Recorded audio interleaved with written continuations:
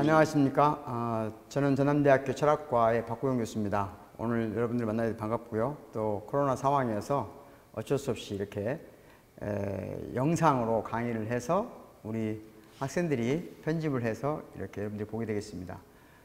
저를 간단히 소개하면요. 방금 말씀드린 것처럼 저는 전남대학 철학과 교수고요. 주전공은 법철학을 주전공했고요. 그 다음에 정치철학, 사회철학을 연구하고 있습니다. 특별히 미학, 사회학, 또 정치학을 복수전공했습니다. 저는 사회활동을 비교적 많이 한 편이었는데요. 광주의 시민자유대학 이사장으로 활동하고 있습니다. 그 밖에 제가 쓴 책들이 이렇게 나와 있습니다. 네. 처음부터 약간 어려운 주제일지 모르겠어요. 늑대와 춤을이라는 영화를 여러분 보신 적 있습니까? 네, 아주 오래전에 굉장히 유행한 영화였는데요.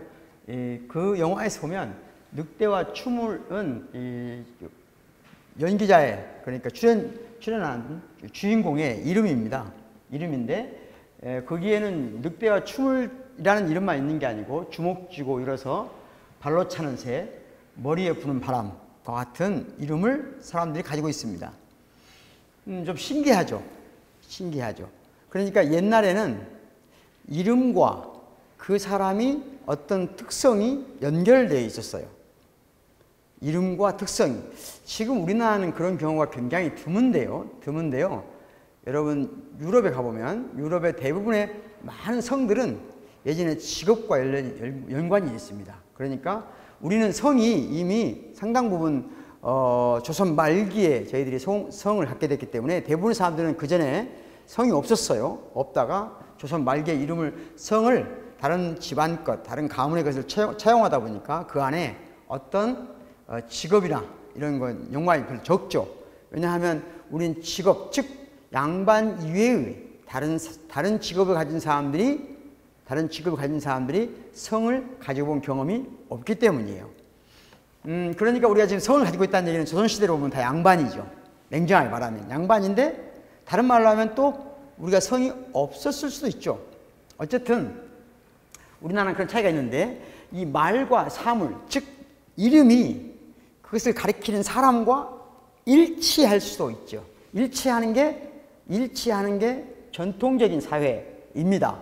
그런데 어느 순간 말과 사물이 일치하지 않으면, 즉 사과라는 말이, 즉 실제 사과라는 말이 딱 일치하면 좋은데 일치하지 않게 되면 무엇이 주도권을 행사할까요? 다시 말하면 사물을 말이 따라가게 될까요? 아니면 말을 사물이 따라가게 될까요? 이건 우리 조상들이 이미 오래전에 여러분들 이름을 지을 때 다 그런 똑같은 생각을 하고 있었어요. 이름을 지으실 때 이름을 제대로 줘야, 좋은 이름을 줘야 그 이름대로 산다는 말이 들어봤죠? 이름대로 산다는 말. 이 말은 굉장히 중요한 말입니다. 이름대로 산다는 말은 이름이 실제의 사람, 사물, 사건을 주재하고 통제한다는 얘기입니다. 그러니까 사실은 말과 사물이 불일치하게 되면 말을 가진 사람이, 말을 할 수 있는 사람이 권력을 갖게 되는 겁니다. 말이 지배 권력을 갖게 되는 겁니다. 조금 어려운 이야기인 것 같아서 조금 더 쉽게 풀어보겠습니다. 예를 들자면 권력이라는 게 뭔가 하는 겁니다. 권력 그러면 사람들은 많은 부분, 뭐 대통령이 권력을 가지고 있다, 국회의원이 권력을 가지고 있다, 예를 들자면 도지사가, 시장이 권력을 가지고 있다, 이렇게 말합니다.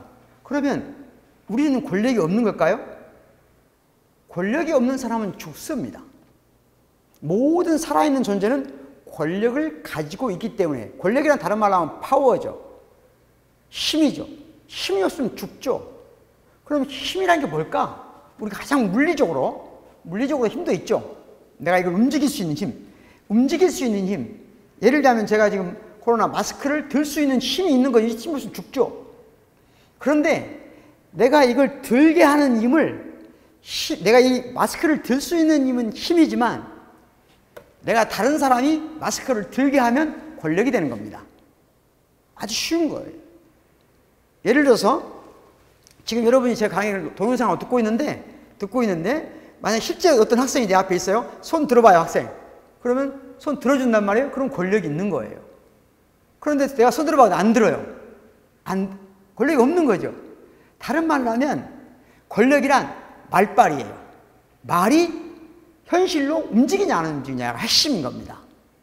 그러니까 누가 권력이 있느냐 없느냐는 아주 간단해요. 누군가 말을 했을 때 그 말이 세상을 변화시키냐는 거죠. 아주 더 근본적으로 내가 스스로 말해놓고 자기 스스로가 자기 말 안 듣는 경우도 있죠.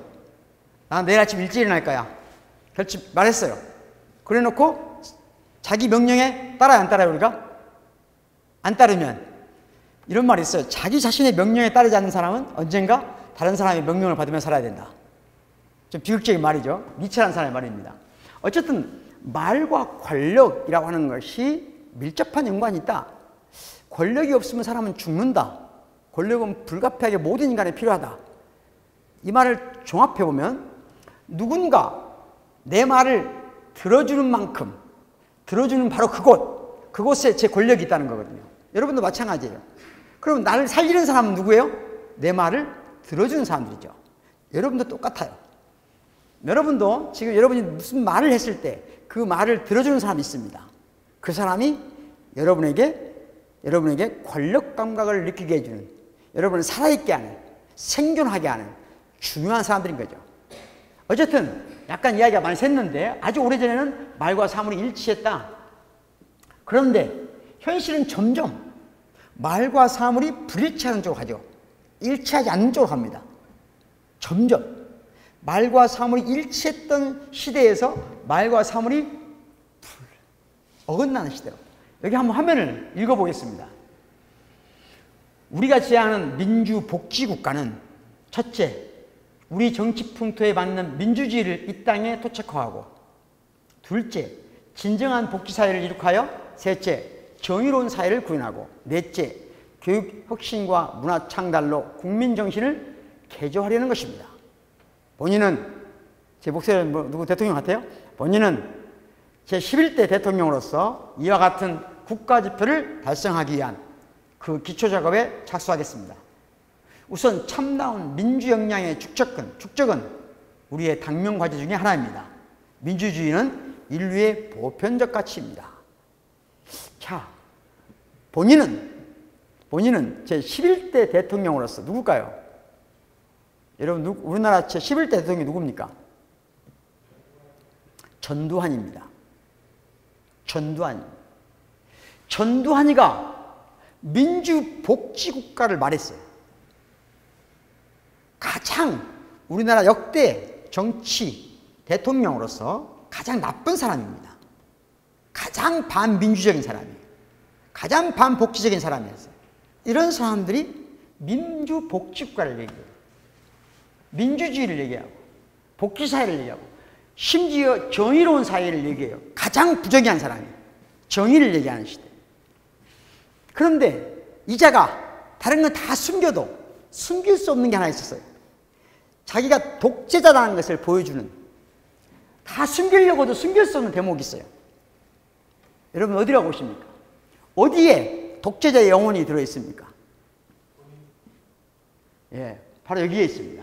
국민 정신을 개조한단 말이에요. 이건 강력한 폭력입니다. 이런 말을 쓰는 사람들은 나치 시대에, 예를 들어서 히틀러 같은 경우도 독일인들한테 쓰지 않는 말이에요. 유태인들한테나 쓰는 말입니다. 그러니까 아무튼 말과 현실이 불일치한다는 것은, 개념과 현실이 불일치한다는 것은 시대적으로 보면 굉장히 큰 불행입니다. 말하고 현실이 안 맞는다. 불일치한다. 이게 말의 왜곡은 곧 현실 왜곡이에요. 말은 그만큼 중요한 겁니다. 5공화국 제11대 대통령이 고귀한 말들을 더럽힌 자들이에요. 인류가 오랫동안 축적해온 고귀한 말들은 그만큼 가치가 높은 것들입니다. 아까 말씀드렸죠? 정의나 민주를 위해서 수만 명이 죽었습니다. 대한민국 사람만 그런 게 아니에요. 인류 역사 전체를 통틀어서 저항한 거고, 정의를 위해 저항한 사람들이 무수히 많이 죽었어요. 정의란 그렇게 고귀한 영혼을 가진 선조들의 역사입니다. 그런데 그 개념을 정의는 고문이에요. 이들에게 고문을 시켜서, 고문을 해서, 여러분들 중에 혹시 고문 받아보신 분 있을지 모르겠어요. 저도 어린 시절에 약간 낮은 단계지만 맞아본 적이 있어요. 경찰들한테. 견딜 수 없죠. 그 모욕감, 그 실존의 끝, 이런 거. 예. 이들한테 정의는 향락이에요. 잘 아시겠죠? 그때 우리가 이 시대에 가장 많이 유행했던 영화 중에 MRV라는 게 있어요. 예, MRV. 또 우리가 지금 좋아하는 스포츠 중에 프로야구도 그때 만들어진 거예요. 그때 자율이라는 것은 교복 자율화가 이루어졌죠. 예. 그 밖에 여기 많이 보면, 예, 언론 삼천교육대 같은 게, 예? 과외도 금지되고 졸업정원제도 생기고, 네. 아무튼 고귀한 말들을 더럽힌 자들의 역사가 있었다. 제가 오늘 여러분한테 이제 공유란 말을 하는데, 공유란 말은 사람들은 소유란 말을 해요. 사적 소유란 말이죠. 사적 소유. 사적 소유는 뭔가 소유한다는 것은 나쁜 건가요? 여러분 어때요? 여러분한테 소유욕이 있나요? 뭔가 갖고 싶은 거. 갖고 싶은 게 없어요? 가끔 그런 분들이 있어요. 나는 갖고 싶은 게 없다. 예, 그건 이미 부처님이에요. 부처님 수준에 도달한 거예요. 내가 갖고 싶은 게 없는 사람을 기준으로 세상은 설계할 수 없습니다. 우리 모든 인간은 기본적으로 가장 강력한 의지가 있는데, 그 의지란 뭐냐? 인간이 가장 좋아하는 게 뭐냐는 거예요. 인간이 가장 좋아하는 거. 언제 즐거움을 느끼자는 거예요. 언제? 자, 어린아이들을 보세요. 아까 그랬죠? 내가 학생한테 마스크를 들어봐. 그럼 들어줘요. 손 좀 들어봐. 하면 들어. 이게 권력이라고 그랬잖아요. 권력이라고 했죠? 다른 말로 하면 이 권력이 인간을 즐겁게 하는데, 가장 즐거운 거 뭐냐? 바깥에 있는 게 내 마음대로 움직이는 거예요. 이걸 내가 드니까 들어지는 거예요. 안 들어지면 어떻게 해요? 여러분, 안 들어지면 어떨 것 같아요? 내가 이거 들고 싶은데 못 들어. 종이 한 장도 못 들어. 그럼 죽음이죠. 나는 여기 있는 교탁도 들 수 있어요. 해볼까요? 될 것 같아요? 안 될 것 같아요? 예. 교탁도 들 수 있을 거예요. 아마 틀림없이. 예? 우리 지금 영상을 촬영한 학생들이 걱정스러운 얼굴로 저를 쳐다보는데, 예, 들 수 있습니다. 예. 자, 소유라고 하는 것. 소유는 어찌 보면 인간 사회에서 가장 중요하고 어려운 문제 중에 하나예요. 일단 우리는 놀랍게도 이중적인 태도가 있어요. 뭔가 많이 소유하고 싶은 욕망이 있으면서 남이 소유하는 건 싫어해요. 그리고 자기가 많이 갖고 싶으면서 안 갖고 싶은 척 티를 내요, 꼭. 그러니까 가능하면 좋은 아파트에 비싼 자동차를 타고 싶으면서도 마치 안 그렇처럼 하는 경향이 있어요, 우리한테. 그건 역사가 있기 때문이죠. 역사가 있기 때문인데, 소유란 적어도 전통적인 사회에서는 소유는 아무나 하는 게 아니에요. 소유 그 자체가 권한입니다. 권력이에요. 즉, 소유권을 갖는다는 것은 아무에게나 허락되는 게 아니에요. 그런데 특별히 누구나 개인적으로 자신이 취득한 걸 소유할 수 있다. 소유하는 것이 좋은 것이다. 라고 하는 것이 인류의 보편적인 가치가 되기 시작한 것은 오래되지 않았습니다. 이건 서양에서 17세기, 8세기에 이르러서야, 그리고 19세기에 와서야 정착된 관점이에요. 이데올로기예요. 그러니까 19세기가 돼서야만 인류는 누구나 자신이 취득한 걸 소유할 수 있다. 그리고 그 소유가 자유의 가장 기본적인 권리다. 인간이 인간다움을 확인할 수 있는 가장 강력한 사실이다. 이렇게 소유를 인간의 가장 기본적인 삶의 욕망이자 좋은 삶의 조건이라고, 더군다나 그것도 몇몇 사람이 아니라 모든 사람에게 소유가 그 자체로 가장 기본적인 자연의 권리다 라고 인류 역사에서 최초로 얘기한 것은 17세기 이후고 19세기에 와서야 인정되기 시작했다는 거죠. 그런데 19세기 와서 사적 소유가 인정된 가장 강력한 제도는 뭐냐? 봉건제 사회에서는 사적 소유가 만인에게 허용되지 않습니다. 사적 소유가 만인에게 허용된 사회가 자본주의입니다. 그리고 그 자본주의의 가장 큰 병폐를 사적 소유라고 본 사람들이 공산주의 사회를 지향했죠. 오늘은 지금 우리가 살고 있는 지구는 공산주의 이념에 맞게 실현하고 있는 국가는 없다고 보는 것이 일반적입니다. 중국이나 북한을 인류가 꿈꾸었던 공산주의 국가라고 말하는 사람은 거의 없습니다. 물론 북한은 있겠죠. 또는 중국에는 있겠죠. 쿠바는 있겠죠. 하지만 지금 그렇게 큰 인정을 받지 못하고 있다. 그렇다면 우리는 인간은 소유하지 않을 수 없다. 그런데 또 사적 소유를 하지 않을 수도 없다. 그러면 사적 소유만 있을 것이냐는 문제. 사적 소유만 할 것이냐. 아니면 소유는 소유인데 함께 소유하는 영역이 필요한가 하는 겁니다. 그 함께 소유하는 것. 개인적으로 나만 소유하는 게 아니라 함께 소유하는 것. 그게 공유입니다. 그런데 재밌는 게 있어요. 17, 18세기에 사적 소유가 어떻게 정당화할 것이냐. 이게 제가 지금 제 마스크라고 있잖아요. 이게 내 거라는 것에 근거가 뭐죠? 무엇을 통해서 나는 이게 내 것이 될 수 있는 거죠? 지금 우리가 법이 내가 이걸 돈을 주고 구입하면 내 것이 되죠? 그리고 내 것을 누가 빼앗을 수 있습니까? 없습니까? 없죠. 범죄가 되죠. 그런데 이건 내가 가진 돈을 주고 구입한 것이기 때문에 내 거예요. 그죠? 그런데 이걸 내 거니까 내 마음대로 사용할 수 있나요? 내 마음대로 사용할 수 있나요? 없앨 수 있죠? 불태울 수 있죠? 또 이걸로 누구를 줄 수도 있죠. 그런데 이 물건은 비교적 작으니까 그렇지만 첫 번째 사적 소유에서 가장 중요한 게 뭐였겠습니까? 우리가 사적으로 소유한다 할 때 뭘 사람들이 가장 갖고 싶어 했겠어요? 인류 역사에서 뭘 가장 갖고 싶어 했을까요? 첫 번째는 뭐였을까요? 예? 옛날에는 수렵시대에는 물고기 갖고 싶죠. 물고기 한 마리 갖는 거죠. 예? 그런데 그 다음에 양 한 마리 갖는 거죠. 말 한 마리 갖는 거죠. 소 한 마리 갖는 거죠. 그런데 그런 시대를 넘어서서 이게 소는 키우다가 죽거든요. 영원히 나뿐만 아니라 내 자손까지 먹고 살 수 있는 그 재화가 뭘까요? 토지예요. 그러니까 토지에 대한 분배가 적어도 인류 역사야. 적어도 이론적으로는 2000년 이상의 논쟁이 있습니다. 토지를 어떻게 사적 소유할 것인가. 자, 아까 그랬죠? 사적 소유를 정당화하는 대부분의 이론들, 여러분 잘 아실지 모르겠어요.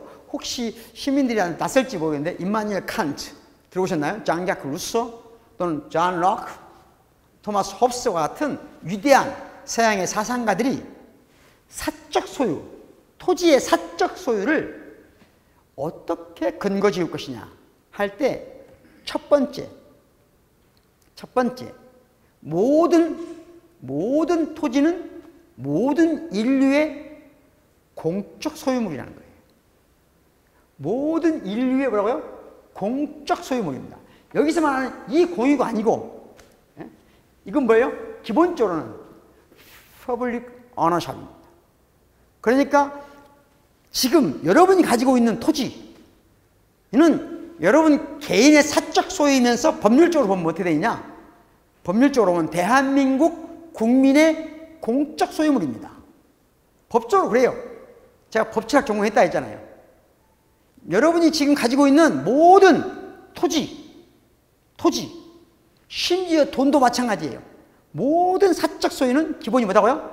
공적 소유에 기반하고 있다는 겁니다. 그렇기 때문에 사적 소유의 권한이 있어요. 내가 점유할 수 있죠, 토지를. 사용할 수 있죠. 판매할 수 있죠. 그런데 내가 점유하고 이용하고 소유할 수 있지만 그 땅을 내가 병들게 할 자격이 있습니까? 없어요. 여러분의 땅이라 하더라도 여러분 스스로 여러분의 땅을 나쁜 상태로 아주 주변 사람들이 혐오감을 느낄 정도로, 다시 말하면 우리 후세대가 이 땅을 사용할 수 없을 정도로 그 땅을 오염시킬 권한은 없습니다. 그 경우 여러분은 법적 처벌을 받게 됩니다. 왜죠? 공유물이기 때문이에요. 여러분은 지금 인류 전체가, 아니면 대한민국 사람들이 여러분한테 잠깐 동안 점유권, 사용권, 소유권, 더 나아가서 사용 처분권을 임시로 준 겁니다. 따라서 소유의 기본은 뭐다? 공적 소유에 기반한 것이다. 또 이런 것만 있습니까? 여러분은 우리 절대로 사적 소유할 수 없는 게 있어요. 뭐죠? 공기 사적으로 소유할 수 있습니까? 없죠. 에? 근데 물 사적으로 소유할 수 없어요? 있죠. 이게 세상이 변하고 있는 겁니다. 공기도 조금 있으면 사적으로 소유하죠. 왜? 공기를 이제 점점점 공기가 안 좋아지면 좋은 공기를 사야 되니까, 물도 사듯이 사야 돼요. 이건 인류의 재앙이 오고 있다는 거죠. 그래서 아까 말한 토지처럼 또는 자본처럼 지금 우리가 가지고 있는 모든 사적 소유의 기반은 공적 소유의 기반에 있다. 동시에 우리 모두가 함께 활용해야만 하는 것, 그러면 쉐어링하는 것. 자, 인류는 점점 쉐어링해야 되는 것으로서 공유도, 퍼블릭, 공적으로 사용해야 되는 것도 점점점 사적으로 소유하는 쪽으로 문화가 발전하고 있다. 이건 인류 모두에게 재앙이라는 겁니다. 물론 이런 흐름에 정반대되는 흐름도 있어요. 정반대되는 흐름도 있다 하는 겁니다. 보시는 겁니다. 팡이라고 하죠. 팡. 지금 전 세계를 움직이고 있는 대부분의 기업들이죠. 페이스북, 애플, 아마존, 넷플릭스, 구글. 여러분은 이 중에 무엇을 사용하십니까? 페이스북 사용하십니까? 저는 안 합니다. 잠깐 했었는데 이게 굉장히 사람 정신을 병들게 하더라고요. 요즘 안 해요. 애플 사용하십니까? 네, 전 전화기 애플입니다. 약간 보안이 좋다고 그래서. 그 다음에 아마존 사용하십니까? 네, 아마존 사용하죠. 넷플릭스 사용하십니까? 예, 넷플릭스 사용합니다. 구글 사용하십니까? 우리가 이것으로부터 자유로울 수 있습니까? 이 모든 게 기본적으로는 뭐죠? 쉐어링 이코노미라는 겁니다. 그러니까 인류가 공기나 물처럼 완벽하게 쉐어링하던 그런 자원을 사적으로 소유하는 이런 문화에, 이런 변화에 역행하듯이 지금 인류를 이끌어가고 있는 대부분의 기업들은 쉐어링 비즈니스라는 겁니다. 공유 산업이에요. 그런데 정말로 이것들이 이익을 공유하고 정말로 공유하는 걸까? 아니면 이거야말로 완벽한 승자 독식의 문화를 만들어 갈 것인가? 라고 하는 것에 대한 논쟁이 있습니다. 논쟁. 그래서 요즘에 많이 유행하는 직업이죠. Zero Hour Contract. 뭔지 아시죠? 학생 뭔지 알아요? 몰라요? 아하. 지금 학생들이 이렇게 기업을 만들어서 우리 촬영하고 있거든요. 여러분들. 이 학생들도 일종의 Zero Hour Contract예요. 이게 무슨 말이냐? 계약이죠. 계약인데 회사하고 계약이 맺어져 있는데 회사하고 계약이 맺어져 있는데 너는 일주일에 몇 시간 일해야 돼. 정해져 있잖아요. 회사가 학생한테 몇 시간의 일을 줘야 된다는 의무가 없어. 거꾸로 말하면 학생도 회사한테 의무가 없어. 내가 회사에서 오라고도 안 가면 끝이야. 이게 서로 뭐예요? 서로 의무가 없는 계약관계. 의무가 없는 계약관계예요. 이런 직업이 가면 할수록 늘어난다는 거지. 예를 들면 학생들은 지금 이런 직업을 앞으로 해요. 할 수 있어요. 이런 걸 세 개를 가진다고 생각해봐요. 아주 쉬운 예로 지금 우리가 있는 것으로 유튜브도 하나 해. 유튜브도 하나 하고, 유튜브에 또 하나 하고, 또 저녁에 심심하면 뭐 해, 또? 예를 들자면, 대리운전 같은 거 해. 대리운전 같은 거 해. 아니면 뭐 그런 거 하는 거예요. 자, 이런 게, 우버. 우리나라는 우버가 없죠. 우버가 하면 전 세계적으로 우버 시대거든요. 우버 시대란 말 하거든요. 그러니까 우버화 하는 거예요, 직업을. 그래서 사람들 보면, 왜 이런 걸 한다는 거예요? 돈 좀 더 있으면 좋겠어. 따로, 약간. 그 다음에 자기 캐리어하고, 이런 거죠. 캐리어를 중단하면 안 되는데, 또 캐리어도 유지해야 되지만, 또 가족도 돌봐야 돼. 되게 여성의 경우가 많겠죠. 그 다음에 수입을 가질 수 있는 유일한 길은 이것밖에 없으니까. 이런 것도 있고, 더 나은 잡을 찾기 위해서 잠깐 동안 하는 거. 그죠? 그 다음에 의외로 높은 게 뭐예요? 아토노미. 뭐야, 이거? 자율성이죠. 자율성이 있다는 거예요. 이런 것들이, 자, 그래서 이게 자유로운 것인가? 점점점 노예가 되는 것인가? 어떤 사람은 그렇게 말해요. 자유로운 노예가 되는 것이다. 자유로운 노예가 되시다. 자, 공유라고 하는 것은 기본적으로는 공감에 기반하지 않으면 허약하다는 거죠. 공감. 그런데 공감이란 뭐예요? 기본적으로는 공감이란 타인의 아픔을 같이 느낀다는 거거든요. 그런데 우리가 타인의 아픔을 같이 느끼고 싶습니까? 여러분 어때요? 가족이 아파요. 같이 아파요? 아프고 싶어요? 여러분 지금 강의 드신 선생님들 혹시 남편이나 아내가 아파요. 나도 아픕니까? 안 아프죠? 애들이 아파요. 그럼 아파 안 아파요? 좀 더 아프죠? 남편이나 아내보다. 네, 인간이 비극적인 거예요. 자, 재밌는 것은 뭐냐? 공감이라고 하는 것이 인간에게 공감을 더 적게 하도록 진화한다는 거죠. 배우면 배울수록, 여러분 에밀이란 소설이죠. 그러니까 누구예요? 장자크 루소의 교육과 관련된 가장 오래된 고전이죠. 이 고전 에밀에서 교육의 가장 중요한 목표는 뭐냐? 공감 능력을 키우는 거예요. 그러니까 옆에 친구가 아프면 공감하는 거예요. 내가 길거리를 지나고 있는데 누가 맞고 있어. 다수의 어떤 깡패들한테, 조폭들한테, 아니 나쁜 성향의 어떤 남자 두 명이서 젊은 여자를 막 폭력을 행사하고 있어. 그럼 어떻게 해야 돼요, 여러분? 교육은 어떻게 하라고 가르쳐요? 어떻게 하라고 가르칠까요? 가서 신고하라. 또는 말리거나 문제를 해결하라고 가르치죠. 그런데 실제로 배우면 더 많이 배운 사람이 싫어. 어떤 경향이 있을까요?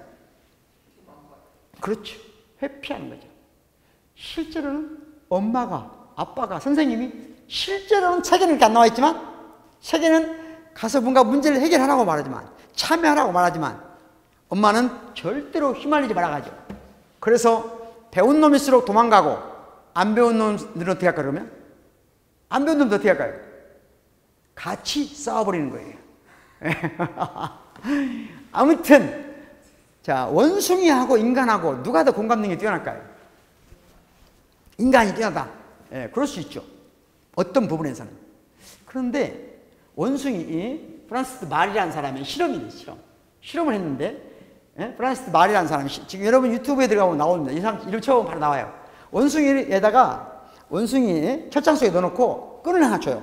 끈을 줘서 끈을 당기면 맛있는 걸 줘요.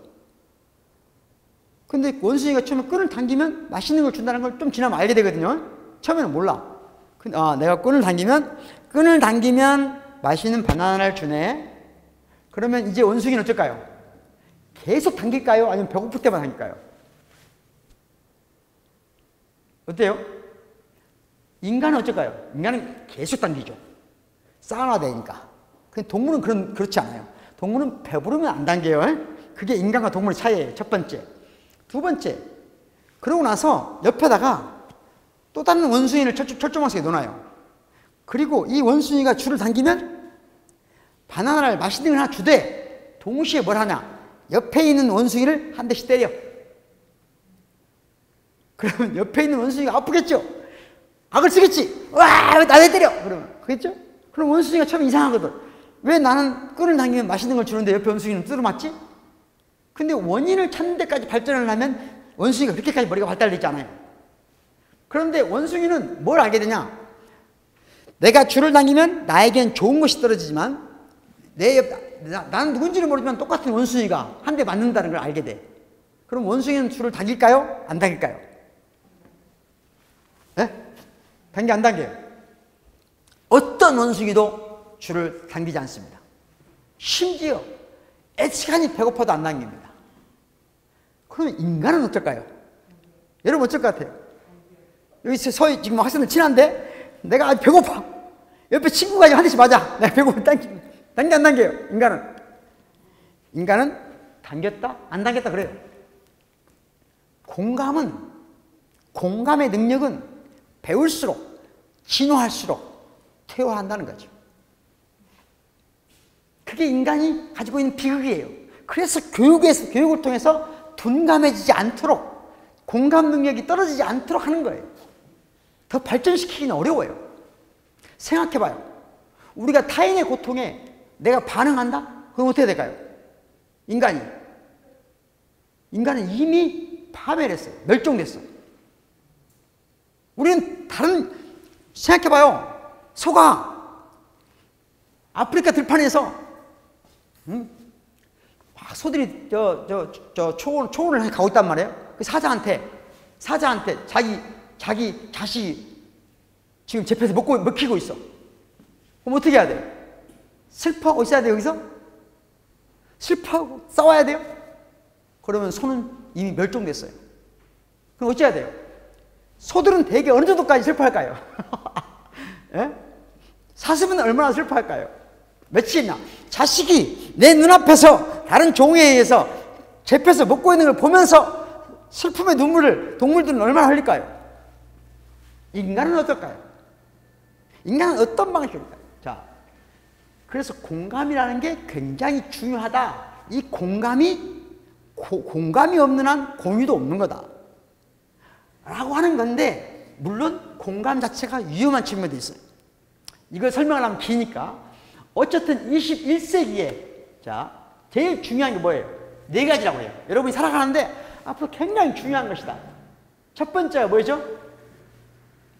Communication.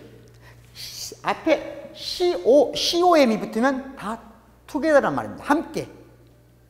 그러니까 커뮤니케이션은 그냥 소통이란 말이 아니라 함께 한단 말이에요. 함께 이동한다는 말입니다. 함께 이동한다. 이거 뭐죠? 협업하는 거죠. 협력. 이것도 코어예요. 이거 크리티컬 싱킹이죠? 이건 제가 이 크리티컬 싱킹은 몇 시간 동안 강의를 해야 되는데 어려운 문제죠. 사실은 대학 교육의 제1목표, 대학생이라면 반드시 대학을 졸업한 날 알아야 되는 것이 알아야 되는 게 아니고 그런 능력을 갖춰야 되는 게 비판적 사고 능력이에요. 마지막 창의성인데 뭐 이런 것들이 필요하다. 자, 공유는 공동체에서 아니면 사회에서. 공유는? 자, 여러분은 공동체와 사회를 어떻게 구분하시나요? 자, 여러분 집은 공동체예요? 사회예요? 대학교는 공동체예요? 사회예요? 오늘 참여예산센터 예를 들면 무슨 위원이죠? 위원이? 참여예산위원들이실까요? 강의 드신 분들이? 여러분들은 지금 공동체를 형성하고 있는 거예요? 아니면 사회예요? 예, 답은 없어요. 답이 없다는 걸 알아야 크리티컬 싱킹이 되는 겁니다. 비판적 사고, 아까 말했죠? 예, 어디 갔지? 여기 있죠. 비판적 사고란 뭐냐? 잠깐 설명드릴게요. 여러분이 보기에 저는 지금 사람이죠? 맞아요? 진짜예요? 제가 사람이라고 해서 완벽하게 제가 사람이에요? 라고 말했을 때 예, 그러면 크리티컬 싱킹을 안 하는 거예요. 그럼 크리티컬 싱킹이란 뭐냐? 우리는 모든 인간은 여기다 써도 돼요? 찍을 수 있어요? 안 돼요? 이거 봐요. 우리 인간은 모든 인간은 쉬지 않고 판단해요. 나를 보자마자 판단하죠, 여러분들이. 지금 이 화면을 통해 저를 들으면서 강의하죠. 듣죠? 그럴 때 우리는 주어를 수어를 가지고 규정을 해요. 규정을 해. 이 규정한 걸 다른 말로 하면 판단이라고 해요. 판단이란 뭐냐? 이 주어를 수로 속에다가 집어넣는 거예요. 어렵죠, 조금이? 어려워요? 그러면 주어를, 자, 제가 박구영이에요. 박구영을 사람이다 했어. 그러면 박구영이라는 주어를 사람이라는 수로 규정하는 거예요. 그러면 이 안에 이 판단, 즉 박구영은 사람이라는 판단 속에는 뭐가 전제되어 있어요? 사람인 것과 아닌 것의 경계가 있겠지. 즉 이 사람일 수 있는 가능성의 조건이 있겠지. 어쩌면 사람이라는 조건이 있겠지. 이 경계 안에 내가 포함되니까 박구영은 사람이라고 생각하죠, 학생이. 그죠? 그런데 예를 들자면 저를 아주 경멸하는, 예전에 아주 오래전에, 예를 들자면 20년 전에 제가 사귀었던 여자친구가 있다고 생각해봐요. 근데 여자친구가 헤어지게 됐어. 헤어지면서 그러는 거야. 네가 인간이냐? 나한테 그러다 쳐봐. 그럴 수 있죠. 그러면 한 번도 안 들어봤어요, 여러분? 그러면 너무 선량하게 산 거예요. 네가 사람이야? 나한테 그랬어. 그럼 그 친구가 가지고 있는 기준은 뭐예요? 이 사람이라는 규정 속에 나는 안 들어있다는 얘기거든. 바깥에 있다는 얘기예요. 그러면 모든 판단은 기준에 따라서 다른 거예요. 아까 여러분이 저를 박구영은 사람이다라고 할 때 그 사람은 그냥 생물학적인 기준뿐인 거야. 내 인간성을 아직 모르거든요. 내 인간성을 놓고 보면 여러분이 내 인간성 아는 날 저건 인간도 아니야 이렇게 할 수 있는 거예요. 그렇죠? 기준이 다 다른 거예요. 그러니까 크리티컬 싱킹 한다는 건 뭐예요? 내가 모든 판단을 할 때 기준이 뭔가를 고민하고 생각해보고 말하는 거예요. 자, 그래서 집은 가족입니까? 가족은 공동체입니까? 사회입니까? 물어보면 어떻게 해야 돼요? 그 질문에 대답하면 크리티컬 싱킹을 못하는 거예요. 대학 교육을 잘못 받은 거예요. 그럼 어찌 해야 되냐? 사회와 가족을 나누는 이 경계가 뭐냐, 사이가 뭐냐, 기준이 뭐냐 물어봐야 돼요. 그러니까 그 기준에 따라서 가족은 공동체일 수도 있고 사회일 수도 있는 겁니다. 제가 기준을 말해주겠습니다. 이 기준은 제가 가지고 있는 기준이에요. 인류의 모든 사람이 통용되는 기준이 아니에요. 학자들에 따라서는 제 기준을 받아들이는 사람도 있고 받아들이지 않는 사람도 있어요. 제 기준은 이렇습니다. 내가 자율적인 의사에 따라서 소속된 곳이면 사회, 내 의지와 아무 상관없이 내가 어떻게 해볼 수 없이 이미 들어가 있으면 공동체. 자, 그리고 그렇다면 이걸 기준으로 하면 가족은 사회인가요? 공동체인가요? 공동체인가요? 사회인가요? 크리티컬 싱킹을 해야 돼요, 항상. 그러면 가족이 뭔가요? 물어봐야 되겠죠. 어디까지가 가족이에요? 부부간에만 가족이에요? 아니면 부모 자식간도 가족이에요? 삼촌도 가족이에요? 사촌도 가족이에요? 이렇게 물어봐야 되겠죠. 그럼 우선 제안해 보죠. 부모 자식까지만 포함하기로 하죠. 부모 자식까지만. 그러면 가족은 공동체인가요? 사회인가요? 부모 자식 간의 관계는 공동체죠. 그러나 부부관계는 사회적 관계입니다. 여러분들은 어느 날 태어나니까 나도 모르게 부부가 돼 있던가요?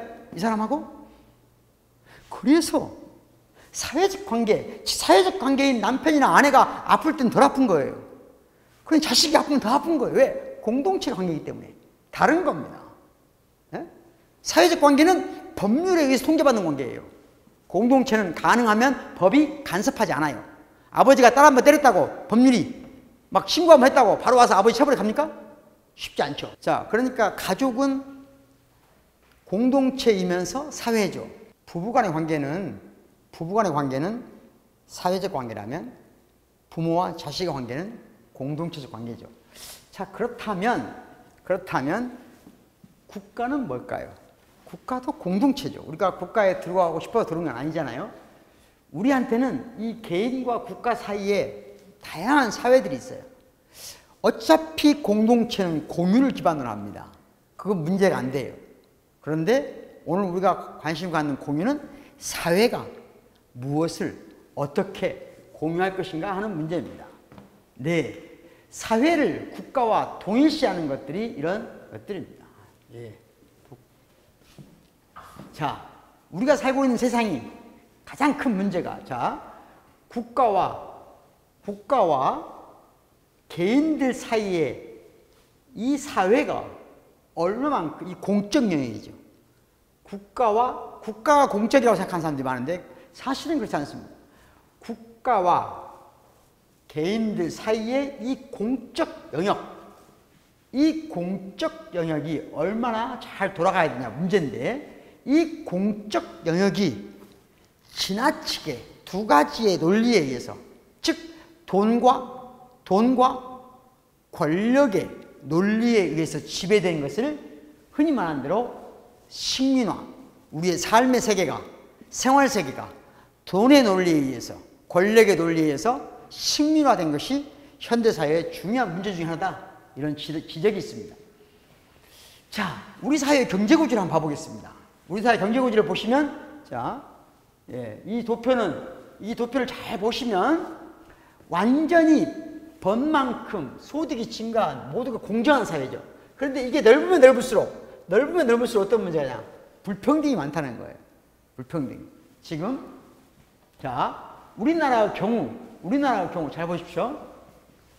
예, 진위 개수로 보면 우리나라 OECD에서 조금은 쭉 보시죠. 이렇게. 예.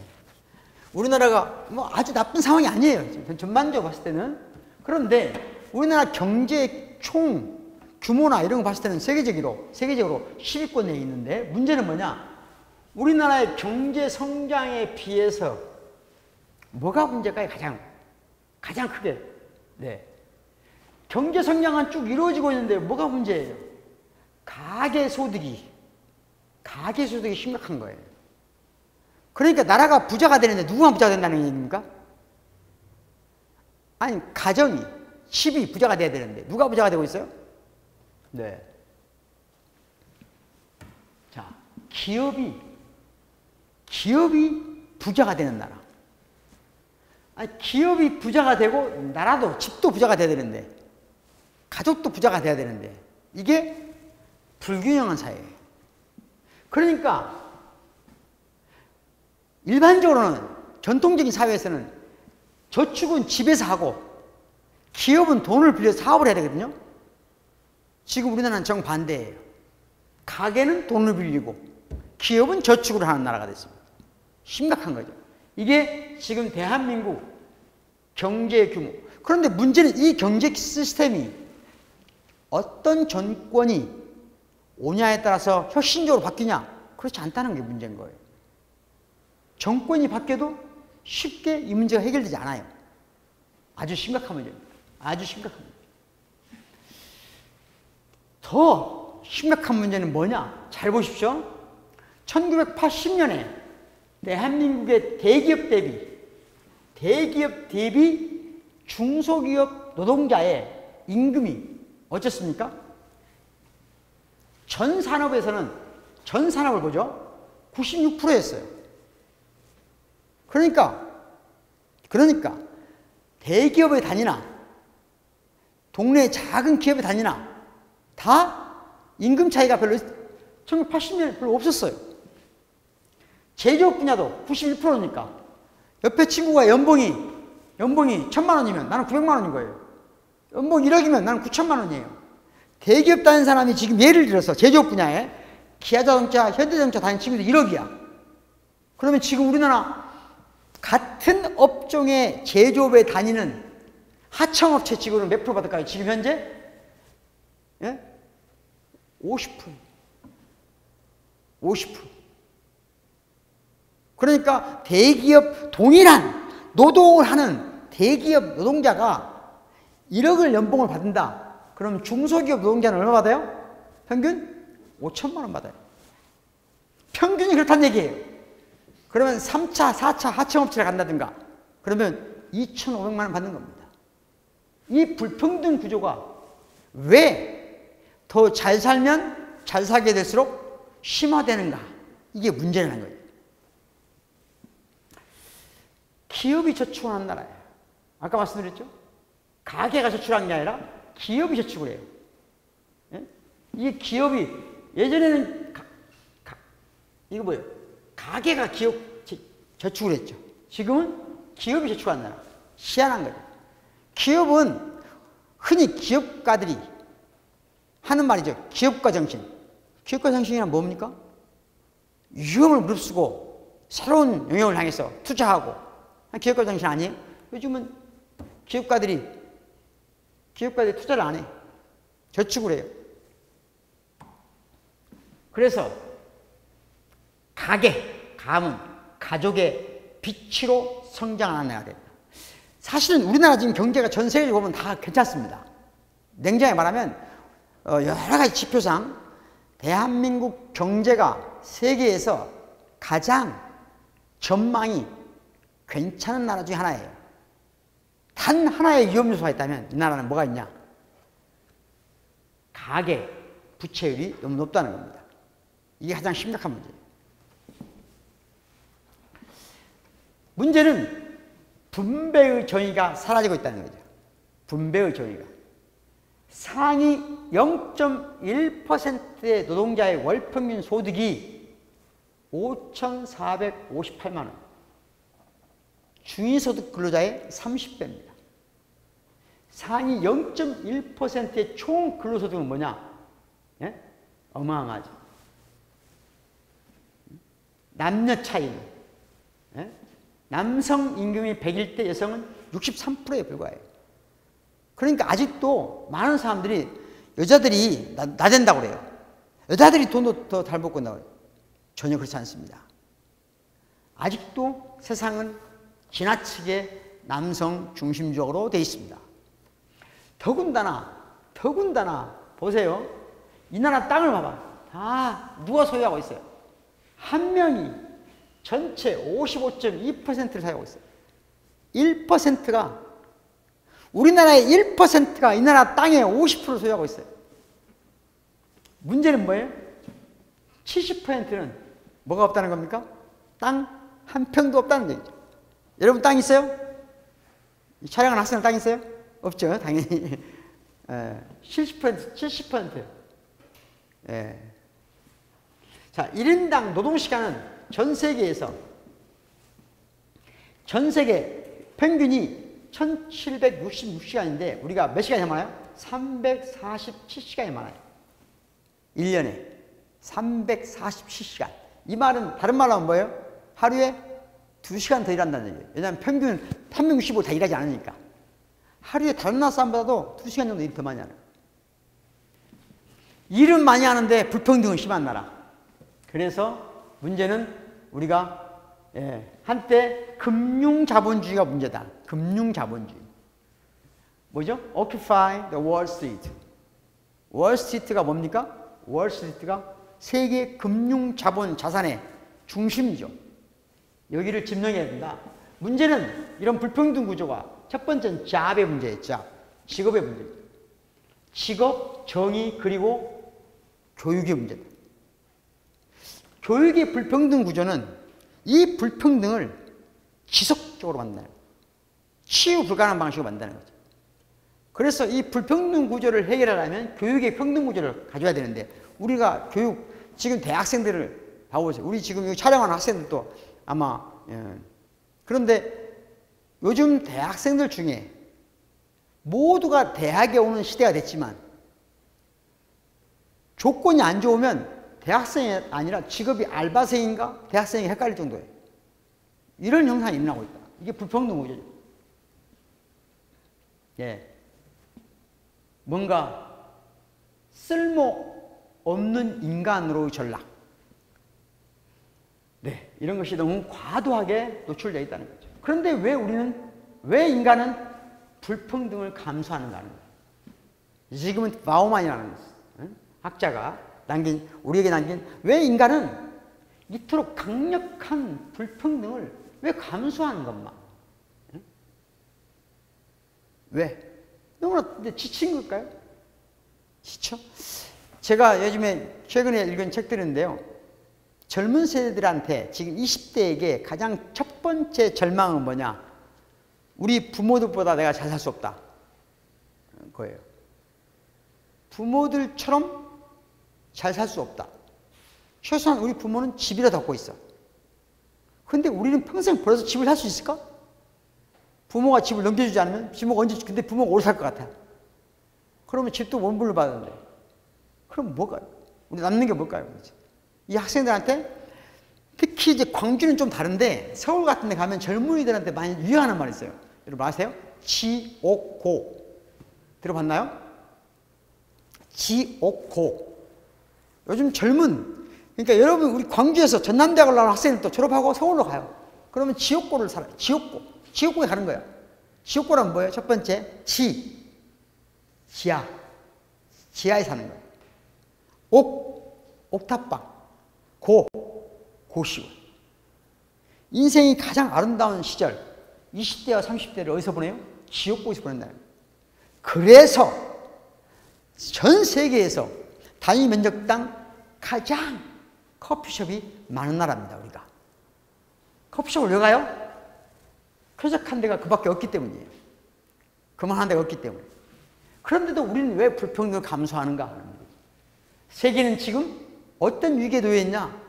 어떤 위기에? 인터레그넘, 즉 최고의 통치 시스템이 부재한 겁니다. 최고의 통치 시스템이 부족해요.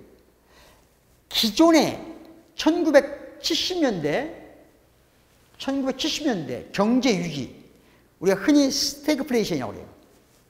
그 생산, 다시 말하면 인플레이션도 되는데 성장도 안 되는, 이것이 장기화되면서 신자유주의가 1970년대부터 2008년까지 인류 역사를 지배하는 시대정신이었습니다. 신자유주의. 그런데 2008년 금융위기와 함께 신자유주의는 사망성을 받았어요. 죽었어. 신자유주의를 오늘날 통치 이념으로 내세운 전 세계 지도자는 단 한 명도 없습니다. 가장 신자유주의 나라의 선도였던 미국의 대통령 뭐죠? 지금 트럼프는 전혀 신자유주의자가 아니에요. 국수주의자입니다. 영국 지금 신자유주의입니까? 아니에요. 보수적인 신자유주의 아니에요. 보호무역주의자들이에요. 그러니까 신자유주의는 죽었어. 그런데 새로운 이념은 나타나지 않았어요. 이걸 죽었는데, 과거의 정권은 무너졌는데 새로운 정권이 들어서지 않는 이 사이, 이걸 인터레그넘이라고 해요. 최고 권력의 공백기간. 이 시기가 가장 위험한 어떤 시기냐? 파시즘이 등장하는 시기라고 해요. 그러니까 죽어야 될 놈이 죽지 않은 걸 뭐라고 그래요? 죽은 놈이 죽지 않은 상태, 아니 죽은 상태로 돌아다니는 걸 뭐라고 그래요? 좀비라고 합니다. 오늘날 그래서 좀비 자본주의 시대라고 그래요. 좀비 자본주의. 보시는 것처럼 2차 세계대전, 사회복지체계와 케인즈의 개입주의가 세계를 지배합니다. 그러다가 1970년부터 2008년까지 신자유주의가 지배해요. 그런데 오늘 우리가 코로나 2008년부터 금융위기가 코로나 이후 신자유주의는 완전히 사망선고를 내렸어요. 그런데 시대 부재의 시대. 그러면서 국가 파시즘이 등장할 위험성이 우리 사회에 있다. 네. 그러죠? 뭡니까? 좀비. 포스트 좀비 캐피탈리즘은 뭐냐? 좀비 캐피탈리즘으로 살고 있다는 거죠. 이 이후의 세계가 뭘까? 하는 거예요. 끔찍하죠. 그래서 답은 그래도 여전히 더 많은 민주주의다. 더 많은 민주주의. 네. 민주주의를 더 많이 해야 되는데 어떻게 해야 될까? 우리나라는 비교적 민주주의에 관한 한, 지금은 전 세계에서 배워야 되는 국가가 아니라 남들을 배우게 하는 국가로 성장해야 된다. 우리나라는 비교적 민주주의 지표 중에서 여러 가지가 지표 있는데 시민 역량이 비교적 균형감 있게 발전한 나라다. 이렇게 평가할 수 있을 것 같습니다. 노동운동, 시민운동, 마을운동이 균형을 잡은 거의 유일한 나라예요. 거의 유일한 나라. 유럽은 노동운동이 발달되어 있습니다. 시민운동이 거의 관료화된 수준으로 발달되어 있어요. 마을운동은 없습니다. 일본은 노동운동, 시민운동이 없고 마을운동밖에 없어요. 그래서 저 엉망인 겁니다. 우리는 그래도 어느 정도 밸런스를 가지고 있다. 기 소로만이라는 사람이 이런 말을 했어요. 유교 문화가 선별적 격리 조치의 성공에 기여했다. 한국인들의 개인은 집단 다음이다. 한국은 감시국가고 통제국가고 동아시아적 집단주의 국가다. 정신 나간 사람이에요. 지금 전반적으로 제가 유럽의 지성들의 대체적인 흐름을 보면 문제는 뭐예요? 이게 이제 유럽이라는 얘기예요. 희망, 도울 수가 없다, 유럽. 이게 도울 수가 없어요. 자기 스스로는 절대 못 일어나는 것은 지금 유럽 상태, 유럽이나 미국이. 우리가 이런 상태가 아니라는 거예요. 이거 제가 한 말이 아니에요. 유럽의 대체적인 분석이 지금 기소로만 정신 나간 사람이라고 그래요. 우리는 저런 상태가 아니에요. 그걸 서울대학 임동규 교수팀이 시사인하고 KBS 한국 리서치가 공동으로 조사한 겁니다. 한국인들의 실제로 민주주의, 시민 역량이 뛰어난 지표예요. 선거 때 항상 투표한다? 여러분 투표하십니까? 법과 규칙을 잘 지킵니까? 정부가 하는 일을 잘 지켜봅니까? 사회단체나 정치단체 적극 활동합니까? 여러분처럼? 다른 의견을 가진 사람의 생각을 이해하기 노력합니까? 조금 비싸더라도 정치, 윤리, 환경에 좋은 상품을 선택합니까? 나보다 못하는 사람을 돕습니까? 이런 사람들, 이런 점수가 높을수록 시민 역량이 뛰어난 거예요. 이거 임의적으로 만드는 게 아니에요. OECD에 쓰는 지표입니다. 그러니까, 자, 우리나라에서 시민 역량이 뛰어난 사람일수록 외출 시 마스크를 쓰고, 대중교통이나 실내에서 마스크 착용하고, 손 씻기 잘하고, 외출 자제하고, 즉, 사회적 거리두기나 마스크 쓰기를 잘하는 사람이면 잘할수록 어떤 사람이다? 시민 역량이 뛰어난 사람이라는 거죠. 기소로만의 얘기는 말도 안 되는 얘기라는 것이 입증된 겁니다.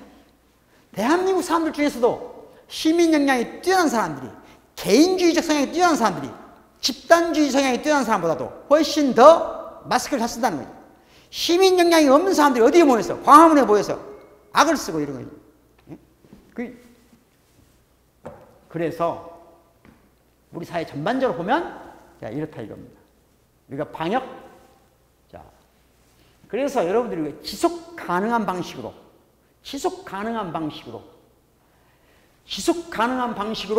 참여한다면 뭘까? 예, 그죠?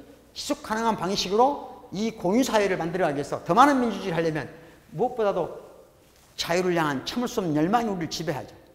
그런데 어떤 자유냐는 겁니다. 어떤 자유? 자, 우리가 흔히 말하는 대로 소극적인 자유가 있어요. 소극적인 자유.